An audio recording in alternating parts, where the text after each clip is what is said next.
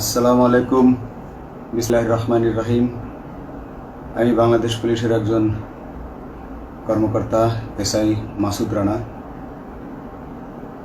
আমি আপনাদের কাছে কিছু তথ্য তুলে ধরতে চাই, যেটা বাংলাদেশের মানুষ অনেক দিন ধরেই জানে না, বা তারা এই প্রশ্নের উত্তর খুঁজছে অনেক বছর ধরে, কিন্তু কোনো উত্তর খুঁজে পায়নি।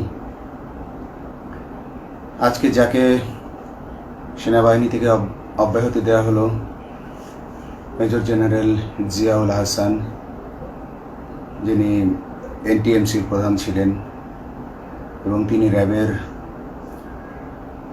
অতিরিক্ত পরিচালক ছিলেন। অতিরিক্ত পরিচালক অপারেশন। তিনি মেজর থাকতেই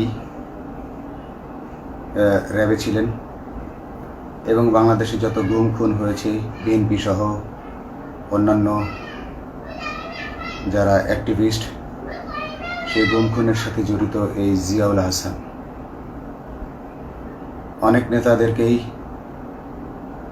র্যাবের কালো গাড়িতে করে সিভিলে ধরে আনা হতো, এনে র্যাব ওয়ানের গোপন আস্তানায় তাদেরকে আটক রাখা হতো। এরপর তাদেরকে সময় মতো অজ্ঞাত স্থানে নিয়ে তাদেরকে হত্যা করা হতো এবং অজ্ঞাত স্থানেই তাদের লাশ হয়তো নদীতে ডুবিয়ে দেওয়া হতো, নয়তো তাদেরকে দাফন করা হতো, নয়তো অ্যাসিডের মাধ্যমে তাদের লাশকে গলিয়ে দেওয়া হতো। আমি 2014 অক্টোবর থেকে 2017 ডিসেম্বর পর্যন্ত র্যাব সদর দপ্তরে কর্মরত ছিলাম। তখন র্যাবের ডিজি ছিলেন বেনজির,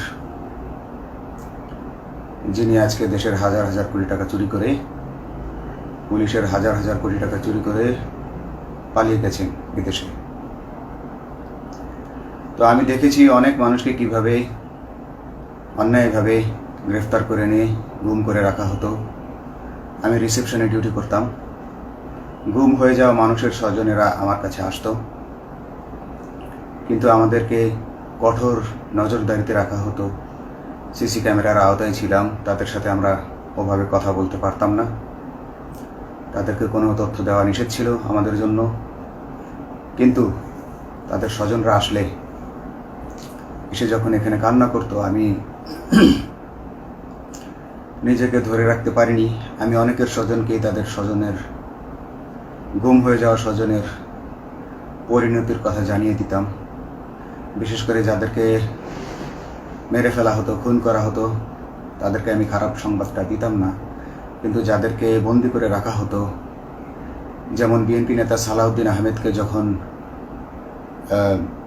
অ্যারেস্ট করে আনা হলো, তিনি অ্যারেস্ট করার সময় ধস্তাধস্তিতে মাথায় আঘাত পেয়েছিলেন। তাকে র্যাব ওয়ানের গোপন কক্ষে আটক করে রাখা হয়েছিল দীর্ঘদিন। এরপর তাকে এক সময় ভারতে পাচার করে দিয়ে আসা হয়। তাকে অজ্ঞাত কারণে হত্যা করা হয়নি। তার ফ্যামিলি এসেছিল, তার স্ত্রী হাসিনা আহমেদ, তার ভাই গিয়াসউদ্দিন আহমেদ। ওনারা আমার কাছে বেশ কয়েকবার এসেছেন। আমি কয়েকদিন ওনাদের এই উদ্বেগ, উৎকণ্ঠা আমার সামনে বসে কান্নাকাটি দেখে আমি থাকতে পারিনি। আমি ওনাদেরকে কৌশলে আমার ফোন নাম্বার দিয়ে আমি ওনাদের সাথে দেখা করি। দেখা করে ওনাদেরকে জানিয়ে দিই যে সালাউদ্দিন সাহেবকে হত্যা করা হয়নি, উনি জীবিত আছেন এবং ওনাকে হত্যা করার সিদ্ধান্ত নেওয়া হয়নি। এই সিদ্ধান্তগুলো জেনে নিতেন তিনি হচ্ছেন বর্তমানে মেজর জেনারেল জিয়াউল হাসান, যাকে আজকে অব্যাহতি দেওয়া হয়েছে। শুধু অব্যাহতি যদি দেয়া হয়, তাকে যদি বিচারের মুখোমুখি করা না হয়, তাহলে এই আন্দোলনের, এই স্বাধীনতার কোনো মূল্য থাকবে না। আমি আজকে আর কাউকে ভয় পাই না।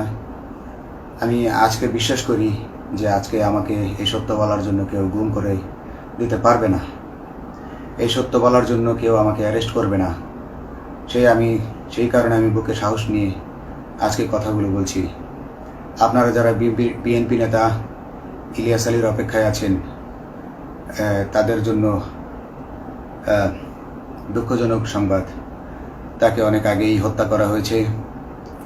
তাকে পতেঙ্গা সমুদ্র সৈকত দিয়ে কড়া পাহারায় সাগরের মাঝখানে নিয়ে স্পিড বোটের মাধ্যমে মুখে পলিথিন পেঁচিয়ে হত্যা করে, তার পেট ছুরি দিয়ে ছিদ্র করে, তাকে পাথর দিয়ে বেঁধে সাগরে ডুবিয়ে দেওয়া হয়েছে।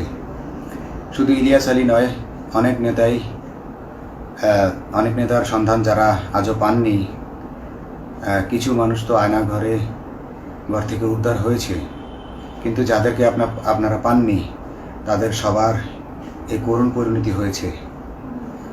আমি যদিও তারা এই কাজগুলো অতি গোপনে করত এবং র্যাবের অন্যান্য শাখার কর্মরত কর্মকর্তা কর্মচারীরা এটা জানতো না, কিন্তু আমি অত্যন্ত বিচক্ষণভাবে আমি এই খবরগুলো নিতাম, কারণ আমি জানতাম এগুলো একদিন আমি প্রকাশ করতে পারবো। এবং এই দিনটার অপেক্ষায় ছিলাম আজকে এত বছর, মানুষের কাছে সত্য প্রকাশের। বাংলাদেশের মানুষ জানুক যে কারা খুনি, কারা এত মানুষকে গুম খুন করেছে, এই দেশ থেকে এই দেশে ত্রাসের রাজত্ব কায়েম করেছে। তারা মাদকের ক্রস ফায়ারের নামে যে হত্যা ট্র্যাডিশন চালু করেছিল, এই ট্র্যাডিশনের উদ্দেশ্য ছিল বিরোধী দলের লোকজনকে হত্যা করা। কারণ পুলিশ এবং সেনাবাহিনীর অনেকেই মানুষ হত্যা করতে ভয় পেত, তারা এটাতে অভ্যস্ত ছিল না। অনেকেই অনেক সাহসী, কিন্তু একটা মানুষকে হত্যা করার পর তারা আর ঘুমাতে পারতো না, তাই তারা এসব কাজ করতো না। কিন্তু খুনে হাসিনা কিছু মানুষকে এভাবে হত্যা করতে করতে পুরস্কৃত করার মাধ্যমে হত্যা করতে অভ্যস্ত করে ফেলে। তারাই এই গ্রেফতারকৃত এই গুমকৃত মানুষদেরকে গুলি করে হত্যা করত। এবং তারা এতটাই নিষ্ঠুর যে তারা এক একজন কয়েক শত করে হত্যা করেছে। এবং এই মানুষগুলোর সংখ্যা বেশি নয়, কারণ সবাই লাশ দেখতে পারে না। একটা মানুষকে খুন করার পর লাশের যে ছটফটানি এবং মাথায় গুলি করার পর মাথার যে বিকৃত অবস্থা, এই জিনিসগুলো আমাদের অনেকেই আমরা সহ্য করতে পারি না। তাই আমাদের মধ্য থেকে কিছু হায়নাকে বেছে নিয়ে তারা একটা টিম গঠন করে। তাদেরকে র্যাব সদর দপ্তরে বেনজির আহমেদ প্রতি মাসে পুরস্কার দিতে ডাকতেন এবং প্রত্যেকটা র্যাবের বিভিন্ন শাখায় এরকম দু একজন রাক্ষস ছিল যারা মানুষকে শ্যুট করত, গুলি করত, হত্যা করত এবং গুম করত। তারা এখনও আছে। তাদেরকে আমি নতুন সরকারের কাছে দাবি জানাবো, তাদেরকে বের করতে হবে, তাদেরকে বিচারের আওতায় আনতে হবে। না হলে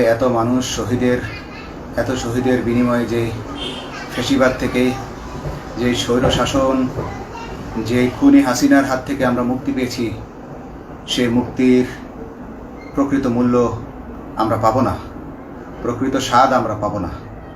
এই খুনিদেরকে বের করতে হবে, এই খুনিদেরকে বের করে আইনের আওতায় আনতে হবে। বাংলাদেশ পুলিশ কখনোই গুলি করতে অভ্যস্ত ছিল না। আপনারা জানেন একসময় পুলিশ যে গুলি করতো না, এটা নিয়ে অনেক ব্যঙ্গচিত্র ছাপা হতো পত্রিকাগুলোতে, যে গুলি না করতে গুলি খেলনার বন্দুকে পরিণত হয়েছে। তো কিন্তু সেই নিরীহ পুলিশকে রক্তপিপাসু হিসেবে শেখ হাসিনা তৈরি করেছে। তবে সবাই নয়, কিছু মানুষ। আপনারা দেখেছেন এবং এই আন্দোলনের ভিডিও ফুটেজ দেখলেও দেখবেন যে কয়েক শত পুলিশের মধ্যে কেবলমাত্র কয়েকজনই জনতার দিকে গুলি ছুড়ছে। তো আপনারা ঢালাওভাবে পুলিশকে আপনাদের আক্রমণের নিশানা বানাবেন না। নতুন সরকার অবশ্যই এর বিচার করবে। আমি আশাবাদী নতুন সরকারের কাছে তারা যদি আমার কাছে কোনো তথ্য চায়, আমি তথ্য দেব ইনশাল্লাহ। এবং এই খুনিদেরকে, এই রাক্ষসদেরকে বের করতে হবে। প্রতিটি গুমের, প্রতিটি হত্যার সুষ্ঠু তদন্ত করলে এগুলো বের হয়ে আসবে বলে আমি আশা করি। এবং আমি চাই এরা ধরা পড়ুক, এদের বিচার হোক, না হলে এরা যুগে যুগে এই রাক্ষস যুগে যুগে রয়ে যাবে, আমাদের মাঝেই তারা লুকিয়ে থাকবে এবং যুগে যুগেই তারা মানুষের রক্ত পান করেই যাবে। পুলিশ বাহিনী মানুষকে সেবা করবে, এটাই হওয়া উচিত পুলিশের ধর্ম। পুলিশের ধর্ম হবে মানুষ পুলিশের জন্য, পুলিশ মানুষের জন্য। উন্নত রাষ্ট্রের পুলিশ মানুষ যেভাবে পুলিশকে ডাকলেই পুলিশ 5 মিনিটের মধ্যে ছুটে যায়, তাকে সাহায্য করে। আমরা বিভিন্ন ভিডিওতে দেখি যে পুলিশ হাঁসের বাচ্চাকে রাস্তা পার করে দিচ্ছে, একজন অন্ধ মানুষকে রাস্তা পার করে দিচ্ছে।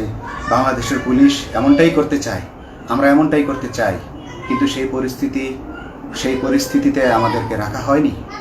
আমাদেরকে রাখা হয়েছে দৌড়ের উপর, আমাদেরকে রাখা হয়েছে বিভিন্ন অন্যায় কাজের উপর, বিভিন্ন অন্যায় আদেশের উপর। কেউ যারা মেনেছে তারা ভালো ভালো জায়গায় পোস্টিং নিয়ে থেকেছে, যারা মানেনি তাদেরকে খারাপ জায়গায় পোস্টিং দেওয়া হয়েছে, কারো চাকরি হয়ে হারিয়েছে, কাউকে সাসপেন্ড করে রাখা হয়েছে। আমি নিজেও একজন এমন বৈষম্যের শিকার, অন্যায় মিথ্যা মামলার শিকার হয়ে আমি নিজেও বর্তমানে সাসপেনশন অবস্থায় আছি। এবং এই সাসপেনশন অবস্থায় থেকে আমি আল্লাহর কাছে শুকরিয়া জানাই, কারণ এই সাসপেনশন থাকার কারণে আমি ছাত্র জনতার আন্দোলনের সাথে সংযুক্ত হতে পেরেছি। আমি সবসময় আল্লাহর কাছে দোয়া করেছি যে আল্লাহ, তুমি আমাকে মুজাহিদ হিসেবে কবুল করো, আমাকে জিহাদ করার তৌফিক দান করো এবং আমাকে শহীদী মৃত্যু দান করো। এবং আল্লাহ আমার দোয়া কবুল করেছেন। আমি ছাত্র জনতার সাথে এই জিহাদে অংশগ্রহণ করেছি, ছাত্র জনতা সফল হয়েছে।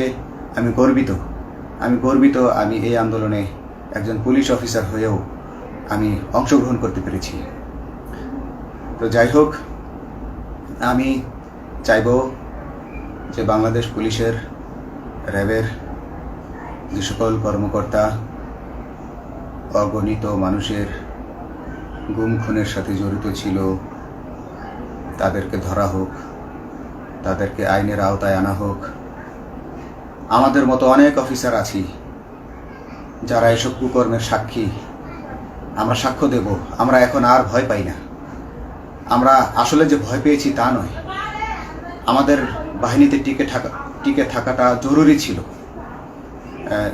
জনগণের স্বার্থেই আমাদের বাহিনীতে থাকা জরুরি ছিল, কারণ আমরা যদি বাহিনী থেকে আউট হয়ে যেতাম তাহলে এসব তথ্য আমরা জানতে পারতাম না এবং জনতার কাছে পৌঁছাতে পারতাম না। জনতার কথা বলতে হলে, জনতার সাথে থাকতে হলে আমি পজিশনেও থাকতে হবে। এই জন্য অনেক কিছুই প্রকাশ করিনি, কারণ আপনারা ভালো মতোই জানেন যে অনেক সেনাবাহিনীর মেজরকেও গুম করে দেওয়া হয়েছে যারা মুখ খুলেছে। আমি তো একজন সামান্য সাব ইন্সপেক্টর, আমাকে গুম করে দেওয়া তাদের 1 সেকেন্ডের ব্যাপার ছিল। তো আমি এখন বিশ্বাস করি যে এখন সেই দিন, সেই কালো মেঘ সরে গেছে আকাশ থেকে, আকাশ মুক্ত হয়েছে, এই দেশ জালিমের শাসন থেকে মুক্ত হয়েছে। আল্লাহ তাআলা আমাদের উপর রহমত বর্ষণ করেছে। অগণিত মুসলিমের দোয়া আল্লাহ তাআলা কবুল করেছেন, অগণিত 18 কোটি মানুষের দোয়া আল্লাহ কবুল করেছেন।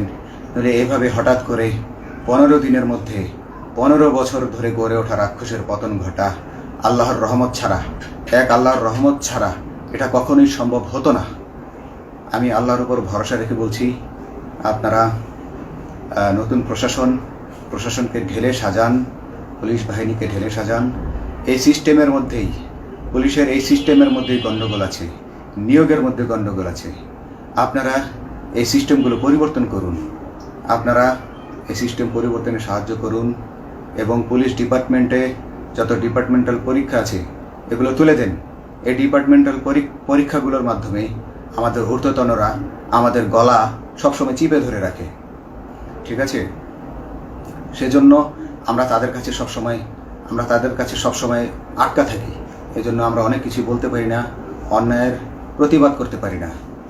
তো এই সিস্টেম পরিবর্তন জরুরি। ডিপার্টমেন্টে কোনো পরীক্ষা থাকা যাবে না। কনস্টেবল হতে যারা একটা নির্দিষ্ট সময় পর তার বিভিন্ন কোর্স করানোর মাধ্যমে তার প্রমোশন হতে হবে। সাব ইন্সপেক্টরে ভর্তি হয়ে 5 বছর পর ইন্সপেক্টর হিসেবে পদোন্নতি পাবে, তার 5 বছর পর সহকারী পুলিশ সুপার হিসেবে পদোন্নতি পাবে এভাবে আইন পরিবর্তন করতে হবে। তাদেরকে দক্ষ করে গড়ে তোলার জন্য বিশেষ কোর্সের আয়োজন করতে হবে এবং সৎভাবে বাঁচার জন্য সঠিক বেতন কাঠামো এবং ভালো কাজের জন্য পুরস্কার এর ব্যবস্থা করতে হবে। বিভিন্ন যে চোরাই মাল মাদক উদ্ধারের জন্য সেক্ষেত্রেও বিশেষ পুরস্কারের ব্যবস্থা থাকতে হবে এবং বাসস্থান এবং যানবাহন, পুলিশের যেই ব্যয়টা হয় সেটা হচ্ছে বাসস্থান এবং যানবাহন। পুলিশ আমরা নিজের বেতনের টাকা দিয়ে মোটর সাইকেল কিনে চাকরি করতে হয়, এই বিষয়টা যেন না করতে হয় এবং সরকারি বাসস্থান যদি আমাদেরকে দেওয়া হয় তবে আমরা বেতনের টাকা দিয়ে আমরা মানুষকে সেবা দিতে পারবো, সৎভাবে চলতে পারবো এবং দেশের মানুষকে সন্তুষ্ট করতে পারবো ইনশাআল্লাহ। তো আমি আপনাদেরকে প্রথমে যেই তথ্যগুলো দিয়েছি গুম খুনের বিষয়ে, আপনারা এই তথ্যগুলো অনুসন্ধান করুন, অনুসন্ধানে টিম গঠন করুন। প্রত্যেকটা গুম খুনের বিচার হতে হবে এই দেশে। যারা আটক ছিলেন অনেকেই হয়তো এখন আয়নাঘর থেকে মুক্তি পেয়েছেন, কিন্তু যারা দুর্ভাগ্যের শিকার হয়ে মৃত্যুবরণ করেছেন তাদের আত্মীয় স্বজনরা, তাদের প্রতি আমার সমবেদনা রইল। তারা জোর দাবি তুলুন, তারা সবাই সরকারের কাছে আপনাদের পরিবার পরিজনের নিখোঁজ হওয়ার বিষয়টি তুলে ধরুন, আপনারা জোর দাবি জানান এবং গুম খুন তদন্তে একটি তদন্ত কমিটি গঠন করা হোক, যেখানে কোনো পুলিশ বা সেনাবাহিনীর সদস্য থাকবে না। এটা হতে পারে বিচার বিভাগীয় তদন্ত বা অন্য কারো মাধ্যমে, কিন্তু এই হায়নাদের এই খুনিদেরকে বের করুন, বের করে এদেরকে শাস্তির আওতায় আনুন, তবেই এই পাবে তারা, তাদের বলিদান সফল হবে। আসসালামু আলাইকুম।